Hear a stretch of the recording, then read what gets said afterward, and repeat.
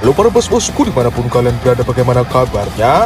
Kembali lagi bersama gua Felis. Sebuah film rilisan tahun 2023 berjudul Hidden Strike yang dibintangi Jackie Chan dan John Cena akan menceritakan perampokan kilang minyak terbesar sepanjang sejarah yang terjadi di tanah Timur Tengah, di mana ini akan menjadi awal dari pertemuan Jackie Chan dan John Cena yang pasti akan sangat seru untuk disaksikan. Dan jika diamati filmnya sampai akhir nanti, kayaknya ini akan berkelanjutan. Nah, seperti apa sih jalan ceritanya? Penasaran? Maka dari itu, tanpa buang-buang waktu lagi, mari kita masuk dan mulai ke alur ceritanya.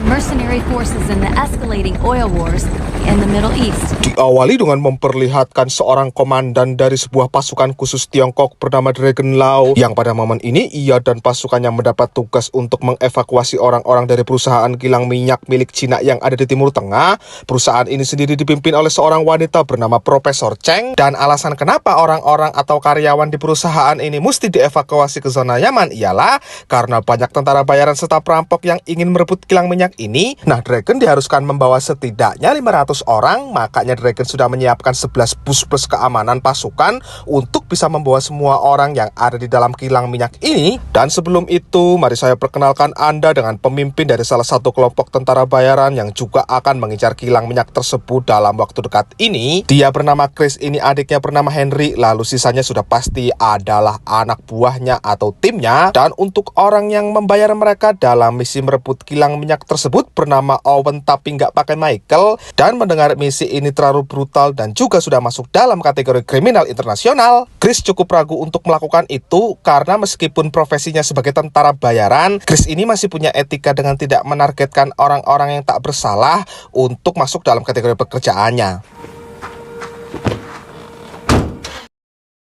Perlu diketahui, Chris sendiri tinggal di sebuah perkampungan kecil, dan Chris ini bisa dikatakan tulang punggung kampung ini, yang mana Chris sudah lama tinggal di sini, dan Chris sudah menganggap warga sini sebagai keluarga pasca sang ayah meninggal dalam tugas di Timur Tengah.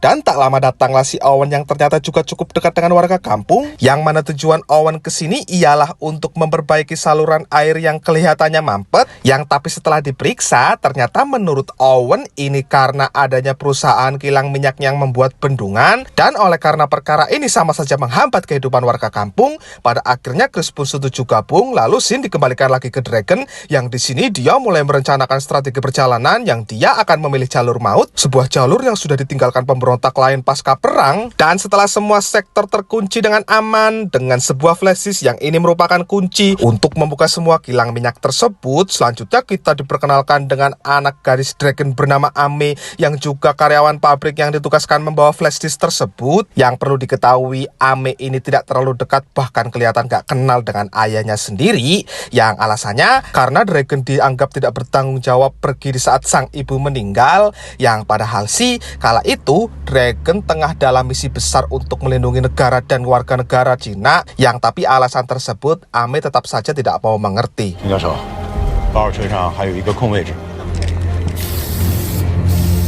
Menyusup untuk memberi tanda pada bus 8 dan 11 yang ditumpangi Profesor Cheng. Setelah penyusup atau anak buah Owen tersebut pergi, dengan ini perjalanan 11 bus tersebut pun dimulai. Ketika sampai di jalur maut, di sini terlihat penampakan seram kondisi jalan pasca perang, di mana pada momen ini Ame diminta sang ayah untuk duduk karena ia akan tetap menerobos meski ada 2 bangkai mobil yang menghadang jalannya. Setelah diterobos, ternyata mobil-mobil tersebut terdapat peledak di dalamnya, dan tapi beruntung Dragon mampu menyingkir sebelum mengenai bus yang ia kendarai. Dan setelah melewati setidaknya 30-an kilo setelah dari situ, lah kok tiba-tiba ada jalanan yang tertutup pada pasir, dan ketika dipasang masuk, ternyata ada yang aneh karena frekuensi radio terganggu, yang sudah pasti ini semua perbuatan Owen, dan mereka saat itu langsung mencari celah untuk bisa membajak bis, dan dengan ini aksi pun dimulai. Dan meskipun sempat melakukan perlawanan, mereka nyata-nyata mampu menang dan bis tetap aja berhasil kebajak, yang setelahnya Dragon pun memutuskan berhenti untuk coba mencarinya. Yang di sisi lainnya, Chris lagi-lagi mempertanyakan karena kenapa kok menyandra orang-orang yang tak berdaya, yang tapi Chris hanya diacukan saja. Dan selanjutnya setelah tim berhasil melacak 2 busnya, Dragon dan Ame bergegas pergi ke lokasi untuk bisa mengecek sekaligus menyelamatkan orang-orang yang terjebak di sana. Eits, tahan dulu sebentar. Kalian tahu ini apa? Ya, ini adalah mesin jet alat milik Chris yang digunakan untuk membuat badai pasir. Dan ini amat sangat gokil sih menurut gua.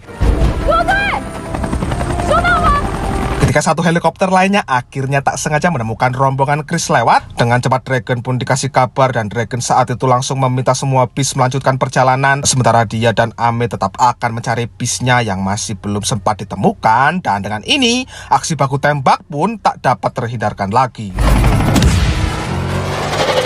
Tak terima satu mobil timnya diledakkan, Chris meminta Knock si muka tato untuk memancingnya, sementara dia akan mencari spot untuk menembak, dan dimulailah aksi tembak-tembakan itu. Dan kali ini Knock sukses menembak helikopternya berkat adanya formasi yang dibuat Chris, dan terbakarlah helikopter itu hingga pada akhirnya meledak yang menewaskan anggotanya Dragon.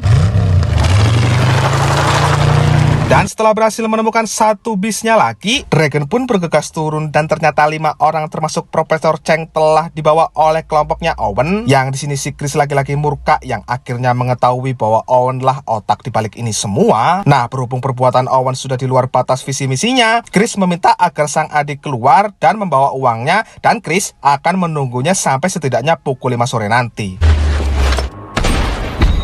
Ya, adik dan semua pengikut setia Chris termasuk satu Sandra dibunuh oleh kelompoknya Owen ini. Dan saat dalam perjalanan pulang, Dragon tak sengaja melihat Chris untuk kemudian ia ikuti Chris sampai ke desa. Chris sendiri yang saat ini tengah cemas menunggu sang adik sambil bermain dengan bocil tiba-tiba dikejutkan oleh kemunculan Dragon. Di sini Dragon menanyakan di mana orang-orangku, yang malah dijawab Chris dengan mengatakan, "Ngapain kamu di desaku?" Yang pertanyaan tersebut terus-menerus dilontarkan hingga tak menemui kepastian yang pada akhirnya membuat ketegangan hampir terjadi, yang tapi untungnya ada bocil yang ngajak Chris main, yang pada akhirnya membuat Dragon memutuskan untuk pergi saja dari sini. Nah, berhubung waktu sudah sore yang membuat Chris mesti ngecek kenapa adiknya tak kunjung menemuinya. Begitu sampai Chris jelas terkejut ketika melihat sang adik dan timnya telah tewas. Yang tak lama Dragon pun muncul karena masih curiga untuk terus mengikuti si Chris. Yang selanjutnya ketika Dragon mendapati satu orang tewas, disitulah Chris muncul, dan dengan ini pertarungan di antara keduanya pun dimulai.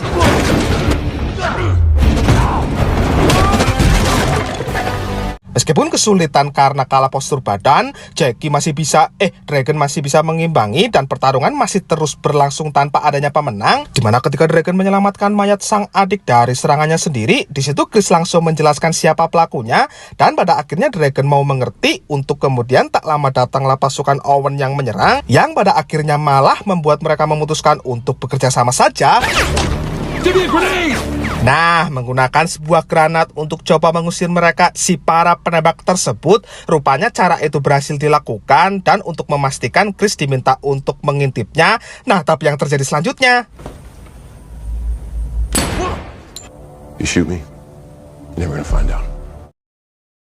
setelah berkenalan dan memutuskan untuk saling bekerja sama, di sisi lain saat ini Owen sendiri masih kesulitan dan membutuhkan flash disk untuk bisa mengakses kilang minyaknya, dimana dengan cara mengancam akan membunuh anaknya, Profesor pun akhirnya memberitahukan di mana flash disk tersebut saat ini berada. Untuk kemudian selanjutnya kita diperlihatkan kedekatan antara Chris dengan anak-anak desa, dan di sisi lain lebih tepatnya di wilayah zona hijau, semua bis akhirnya berhasil diselamatkan. Lantas setelah sesi makan-makan bocil itu dimulai, saat ngobrol berdua Chris pun menyampaikan ada perasaan suka ke Ame, yang tapi di sini Dragon langsung singut menanggapinya. Sebab apa coba? Si Chris ini menanggapi kecantikan Ame terkesan seperti napsoy, yang jelas saja Dragon pun langsung emosi secara Ame ini kan merupakan anak kesayangannya Dragon. 2 years ago, my old man got a job on the highway of death. Nah, setelah curhat satu sama lain tentang permasalahan yang ada di dalam keluarga mereka, tak lama kemudian muncullah gerombolan Owen yang dipimpin Knock dengan persenjataan lengkapnya. Dan dengan ini, mereka berdua pun tanpa basa-basi saat itu langsung bergerak untuk coba menghentikan mereka semua. Ketika Chris menggunakan senjata untuk menyelamatkan Dragon yang cukup lengah, di situ Knock menyadari dan Knock menggunakan launcher untuk membalas serangannya si Chris, dimana untungnya Chris masih sanggup menyelamatkan diri meski endingnya mereka terkepung. Dan tak lama muncul juga warga desa yang turut membantu, dan tapi karena tak ingin melibatkan warga desa perkara sebuah flash disk saja, Chris yang tak tahu apa-apa pun memintanya dari Ame lalu menyerahkannya. Lalu esoknya mereka tinggal merencanakan merebutnya kembali, sebab si Chris sudah tahu apa kegunaannya, dan mereka akan menggunakan truk yang sudah dimodifikasi dengan mesin jet waktu itu, dan Ame terpaksa tidak boleh ikut karena ini merupakan misi yang sangat berbahaya. Nah, begitu kilang minyak berhasil diakses dengan sudah banyaknya kapal serta mobil tangki yang mengantri untuk siap menguras semua minyaknya, disitulah mereka berdua berhasil menerobos masuk, dan selanjutnya sudah pasti kalian tahu, ya, aksi pertarungan pun tak dapat terhindarkan lagi.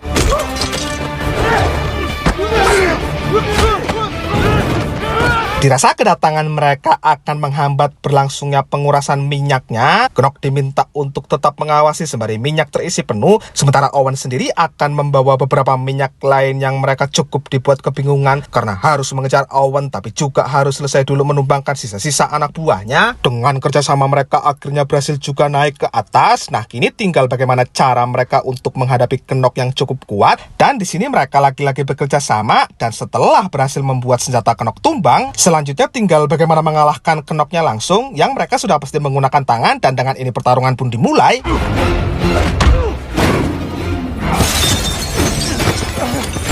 Dan karena merasa Dragon mampu untuk bisa mengalahkan Knock seorang diri, Chris pun diminta untuk mengejar Owen saja, yang di sini Chris mendapati truk kesayangannya ada di bawah Ame menyusul kemari, yang meskipun kesal karena truk kesayangannya berpotensi akan rusak, akan tetapi karena tak punya pilihan lain, Chris pun mau tidak mau tetap harus menggunakan truk tersebut untuk kemudian tanpa buang-buang waktu mereka berdua pun saat itu juga langsung mengejar Owen. Sementara Dragon dan Knock masih terus bertarung, Chris dan Owen juga masih terlibat baku tembak di jalanan, di mana pertarungan yang sejatinya terjadi di arena berbusa ini membuat keduanya cukup kesulitan melihat tapi tetap bisa seimbang, dan Owen yang kehabisan peluru memutuskan keluar jalur yang Chris pun mengikuti, dan akhirnya lewat bantuan busa-busa tersebut, Dragon sukses juga menumbangkan Knock dengan ciri khas pertarungannya. Nah, setelah memastikan Profesor aman, lalu Dragon bergegas pergi untuk bisa mengejar Owen menggunakan truk jetnya. Sayangnya di sisi lain Ame dan Chris harus terjungkal yang membuat mobil kesayangannya Chris rusak. Yang setelah Dragon datang, lantas mereka melanjutkan pengejaran dengan memanfaatkan mesin jet tersebut. Mereka pun nekat menabrakkan truknya dan...